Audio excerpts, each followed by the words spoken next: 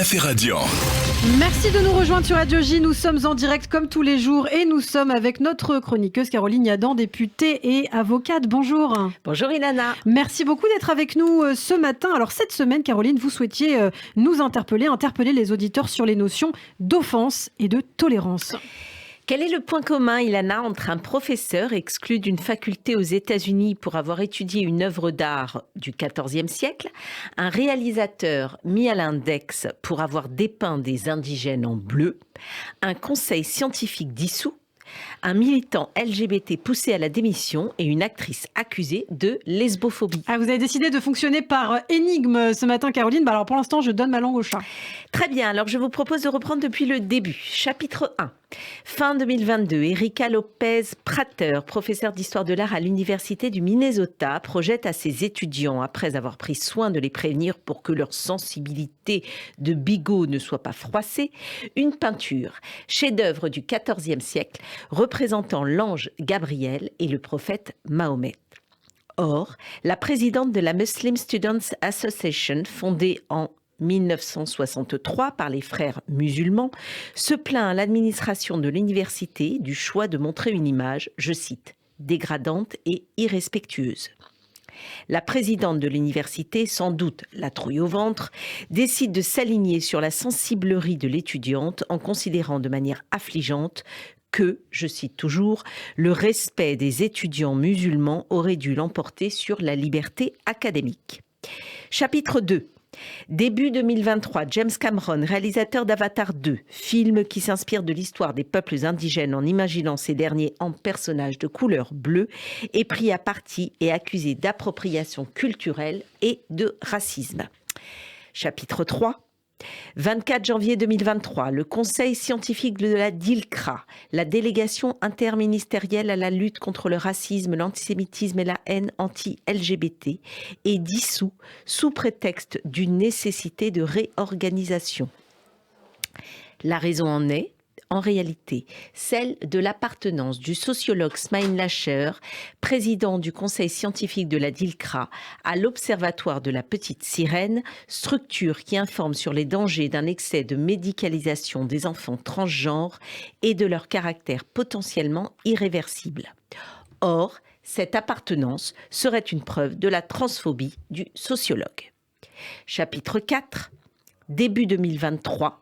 Mathieu Gatipon-Bachette, porte-parole de l'Inter-LGBT, est poussé à la démission en raison de ses engagements pour la laïcité parce qu'il avait notamment déclaré « Je suis très inquiet de voir le planning familial renoncer à la laïcité ». Chapitre 5, janvier 2023. Kate Blanchett, héroïne du film Tar qui interprète une femme manipulatrice et tyrannique, est accusée de lesbophobie et de desservir la cause des femmes. Comme si une femme ne pouvait être que douce et bienveillante, cliché que les féministes combattent depuis longtemps. Ces 5 chapitres vous font-ils voir un peu plus clair, Ilana ?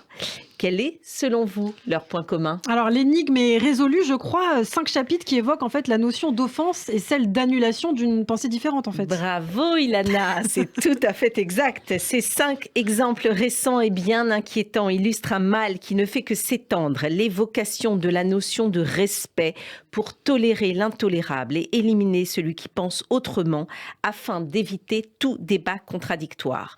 Au nom des bonnes intentions, on réduit toute objection à une abjection, car celui qui voit les choses autrement désire forcément le pire. On invoque donc au choix l'islamophobie, le sexisme, le racisme, la transphobie pour échapper au débat, tenir son contradicteur pour un ennemi et discréditer définitivement sa parole en le réduisant au silence, au besoin en le harcèlant sur les réseaux sociaux afin de ternir sa réputation.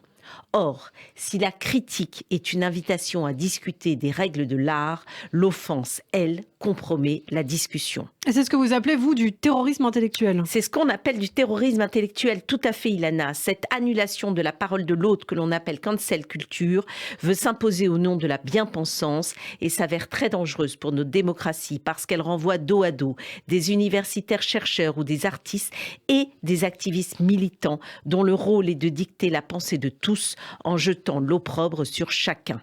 Or, aucun respect de quiconque ne doit l'emporter sur la liberté académique, sur la science ou sur l'art. Aucune sensibilité ne saurait venir annihiler la réflexion. Aucune insulte ne doit faire barrage à l'étude qui nous permet de penser plutôt que de croire. À défaut, surgit une pensée totalitaire qui brise nos interrogations et qui crée des normes auxquelles on se doit d'adhérer au nom de la morale. C'est la raison pour laquelle il nous appartient de faire montre de vigilance afin que la tolérance envers les intolérants n'accouche pas d'un monstre froid, balayant notre culture, notre histoire et nos règles démocratiques sur son passage. Notre universalisme qui s'adresse à tous, quelles que soient ses origines, sa couleur de peau ou ses croyances, est notre richesse et notre fierté. Nous devons le préserver. Il en va de notre liberté. Eh bien, merci beaucoup, Caroline, pour cette prise de position. Caroline Yadan, que l'on retrouve tous les lundis, une semaine sur deux sur Radio J, également en podcast sur notre site internet radioj.fr et en vidéo sur notre chaîne YouTube. Merci beaucoup, Caroline. Merci, et à très bientôt. À très bientôt.